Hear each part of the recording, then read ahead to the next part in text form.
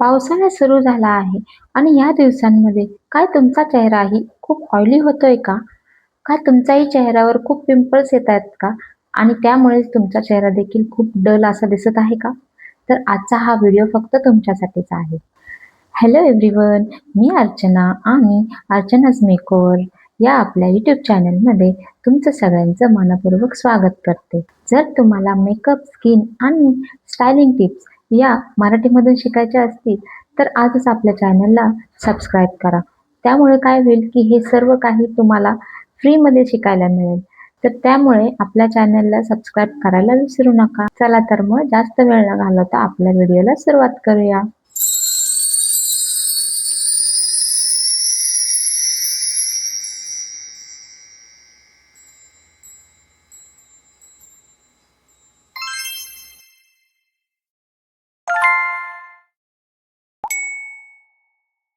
मी एक professional makeup artist बरोबरच एक ब्युटिशियन आणि हेअर आर्टिस्ट सुद्धा आहे. आणि त्यामुळेच मी आजच्या व्हिडिओमध्ये पावसाळ्यामध्ये कंप्लीट स्किन केअर रुटीन कसं करायचं हे सांगणार आहे. आणि व्हिडिओच्या शेवटी मी तुम्हाला 5 अशा चुका सांगणार आहे की ज्या तुम्ही तुमच्या स्किन केअरमध्ये टाळल्या पाहिजेत.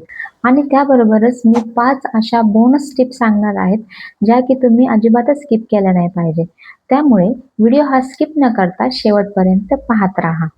तर सगळ्यात पहिले पावसाळ्यामध्ये आपली स्किन का खराब होते? म्हणजेच आपल्या स्किनवर ऑइलीनेस, पिंपल्स असे बरेचसे प्रॉब्लेम्स येतात. तर असं का होतं हे मी तुम्हाला सांगते. पावसाळ्यामध्ये हवेमध्ये खूप प्रमाणात ह्युमिडिटी वाढते आणि त्यामुळेच आपली स्किन ही ऑइली होते. आणि ज्यावेळेस आपली स्किन ऑइली होते त्यावेळेस आपल्या स्किनवर पिंपल्स येऊ लागतात.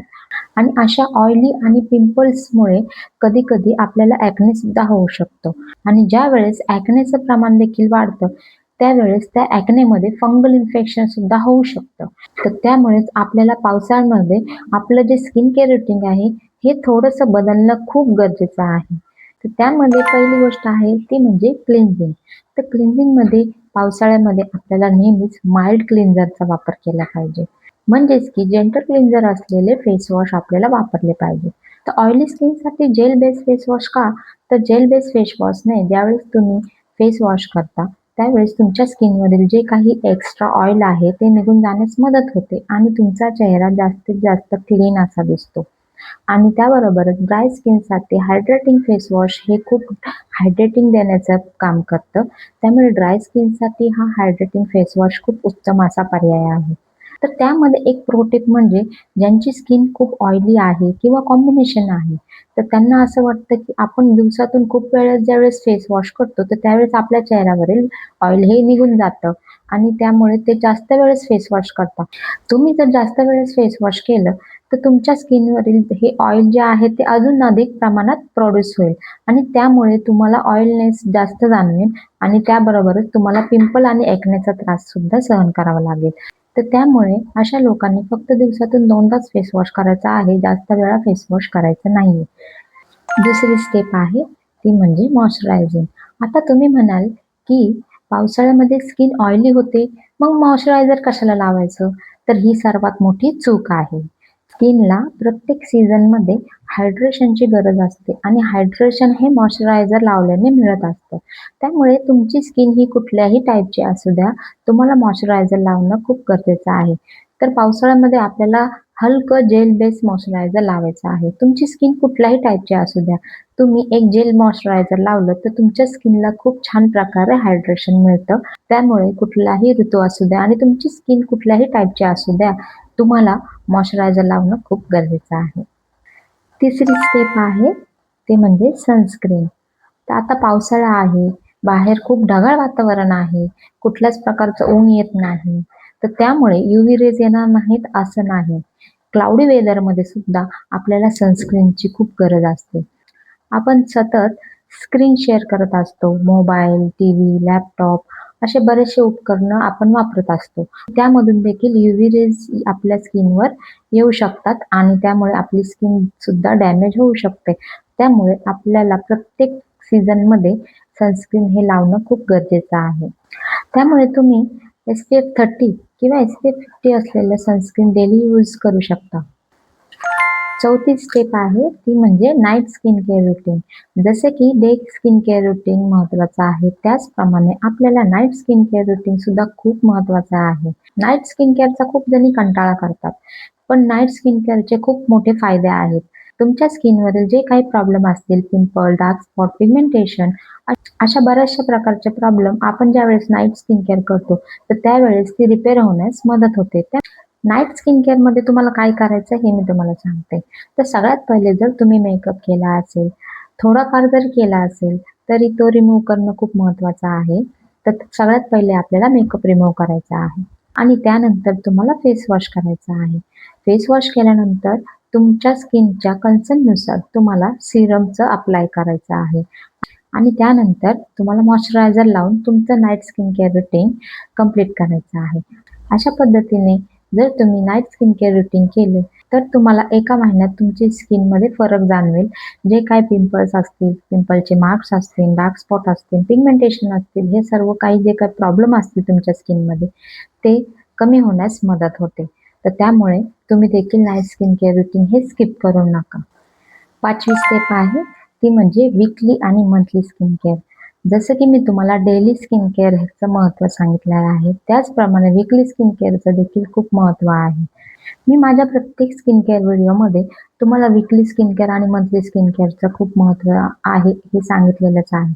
तर त्यामध्ये पावसाळ्यामध्ये तुम्हाला वीकली स्किन केअर कसं करायचं आहे हे देखील मी तुम्हाला सांगते. वीकली स्किन केअरमध्ये तुम्हाला तुमच्या नाईट स्किन केअरमध्ये अजून 2 स्टेप फक्त ॲड करायच्या आहेत. तर ते म्हणजे एक्सफोलिएशन आणि फेस मास्क. जर तुमची स्किन ही ऑइली असेल, तर तुम्हाला स्क्रब हे खूप माइल्ड असं यूज करायचं आहे. ज्या स्क्रबमध्ये खूप कमी प्रमाणात स्क्रबचे पार्टिकल्स असतील, अशा प्रकारचं तुम्हाला स्क्रब हे निवडायचं आहे आणि फेस वॉश केल्यानंतर तुम्हाला स्क्रब करायचं आहे. डोळे स्किप करून तुम्हाला पूर्ण फेसवर स्क्रब करायचं आहे. 2 ते 5 मिनिटं तुम्ही हे स्क्रब करू शकता आणि त्यानंतर तुमचा फेस हा पूर्ण पाण्याने तुम्ही वॉश करायचा आहे. तुमच्या फेसवर कुठल्याही प्रकारचे स्क्रब पार्टिकल्स राहता कामा नये आणि त्यानंतर तुम्हाला एक क्ले फेस मास्क वापरायचा आहे, जेणेकरून तुमची स्किन जी ऑइली आहे ती कमी ऑइली होईल आणि तुमच्या स्किनवर जे पिंपल्स आहेत ते देखील कमी होतील. फेस मास्क लावल्यानंतर त्याला देखील 10 to 15 मिनिट्स नंतर वॉश करायचं आहे आणि त्यानंतर तुम्ही जे नाईट स्किन केअर यूज करता म्हणजेच की सीरम आणि मॉइश्चरायझर हे लावून तुमचं वीकली स्किन केअर कंप्लीट करायचं आहे. तर अशा पद्धतीने ऑइली स्किनवाल्यांसाठी वीकली स्किन केअर करायचं आहे आणि ज्यांची ड्राय स्किन आहे त्यांनी देखील वीकली स्क्रब करायचं आहे आणि त्यानंतर हायड्रेटिंग मास्क लावून तुमचं वीकली स्किन केअर हे कंप्लीट करायचं आहे. तर अशा पद्धतीने तुम्ही तुमचं वीकली स्किन केअर तुमच्या स्किन टाईपनुसार करू शकता. आता मंथली स्किन केअरमध्ये काय करायचं हे देखील मी तुम्हाला सांगते.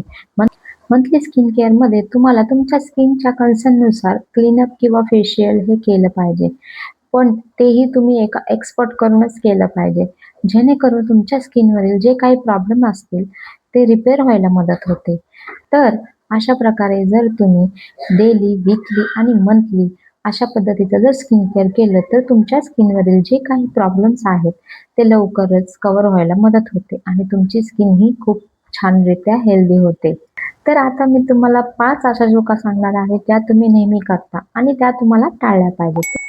पहिली चूक सनस्क्रीन न लावणे. तर सनस्क्रीन न लावल्यामुळे तुमच्या स्किनवरील प्रॉब्लेम हे अजून वाढतात. त्याच्यामुळे सनस्क्रीन हे स्किप करू नका. डेली सनस्क्रीन लावा. कुठलाही सीझन असू द्या, तुम्हाला 12 महिने सनस्क्रीन हे लावायचंच आहे. दुसरी चूक आहे, पिंपल ज्यांना येतात त्यांच्यासाठी आहे, की ते काय करतात, की पिंपल्स आले की त्याला हात लावतात, ते फोडतात. तर त्याच्यामुळे अजून पिंपल्स वाढतात आणि त्यामुळे तुमची स्किन खूप खराब होण्याची शक्यता आहे. तिसरी चूक, पिलो कव्हर दर आठवड्याला चेंज न करणे. जे तुमची पिलो कव्हर्स आहेत ते तुम्ही दर आठवड्याला चेंज केले पाहिजे. चौथी चूक म्हणजे मेकअप न रिमूव्ह करता तुम्ही झोपता.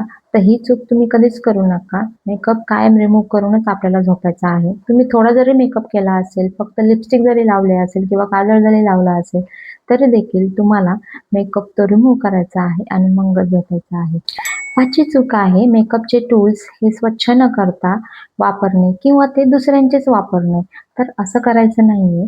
कायम तुमचे जे मेकअपचे टूल्स आहेत म्हणजेच की beauty blender, sponge, puff brushes हे कायम आपल्याला वॉश करूनच वापरायचे आहेत आणि तुम्ही कधीच दुसऱ्यांचे मेकअप टूल्स वापरायचे नाहीयेत किंवा आपले मेकअप टूल्स हे दुसऱ्यांना देखील वापरू द्यायचे नाहीयेत.